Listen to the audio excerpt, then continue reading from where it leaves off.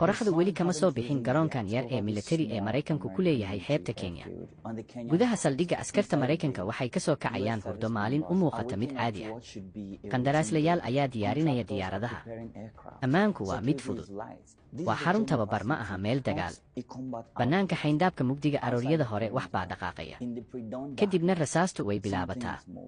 Dagaalyahanno ka tirsan Al-Shabaab ayaa jebiya xayndaabka. Waxay ku soo weeraraan garoonka iyagoo wata qoryo bamgacmeedyo iyo rubiyo.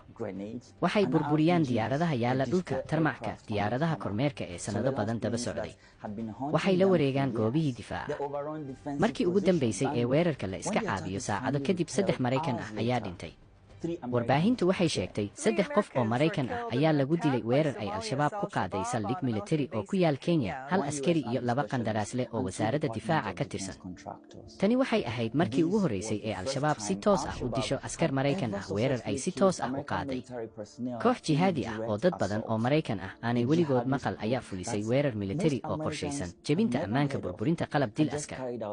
Weerarku wuu soo baxay wararka kadibna si degdeg ah ayuu u baaba'ay. Laakiin su'aashu waa sidee koox yar oo ka timid dal burburay u noqotay awood sidan oo kale ah? Sidee ayay u noqotay laanta ugu khatarta badan ee Al-Qaeda ee Afrika? Jawaabtu waxay ku jirtaa dhacdooyin dhacay qiyaastii 20 sano ka hor 1991. Burburka Soomaaliya sanadkii 1991 keligii taliyihii Soomaaliya waa la riday, dalkuna wuu burburay. Dowladdii way dhacday, ciidankii way kala jabeen, qabaa'ilna waxay u qaybsadeen dagaal oogayaal. Ma jirin maxkamado, ma jirin booliis sharci, ma jirin. Dadka caadiga ah waxay ku noolaayeen cabsi joogto ah. Mareykanku wuxuu soo farageliyey 1992 si uu gargaar u bixiyo, laakiin arrintu waxay ku dhamaatay dhacdadii Black Hawk Down 1993, halkaas oo 18 askari oo Mareykan ah lagu dilay Muqdisho. Kadib Mareykanku wuu ka baxay Soomaaliya muddo dheer. Soo bixitaanka maxkamadaha Islaamiga iyo bilowgii 2000 dadka Soomaaliyeed waxay bilaabeen inay samaystaan maxkamada Islaamiga si ay u keenaan kala dambeyn.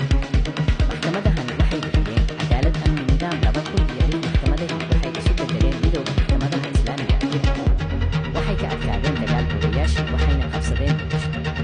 Muddo 6 bilood ah Muqdisho waxay aragtay nabad markii ugu horeysay tan iyo 1991. Al-Shabaab koox yar oo xag jir ah gudaha waxaa ku jiray koox yar oo xag jir ah Al-Shabaab. Xilligaas waxay ahaayeen boqolaal dagaalyahan oo keliya xiriir yar bay la lahaayeen Al-Qaeda. Ujeedadoodu waxay ahayd gudaha Soomaaliya go'aankii Mareykanka kadib 1911 Mareykanku wuxuu arkay Soomaaliya inay tahay halis argagixiso. Halkii uu la shaqayn lahaa iyaga wuxuu lacag siiyey dagaal oogayaashii taageeray inay la dagaalamaan maxkamadaha. Arrintan waxay kicisay caro dadweyne xoojisay taageerada iyagu 2006. Itoobiya oo soo gashay Mareykanku wuxuu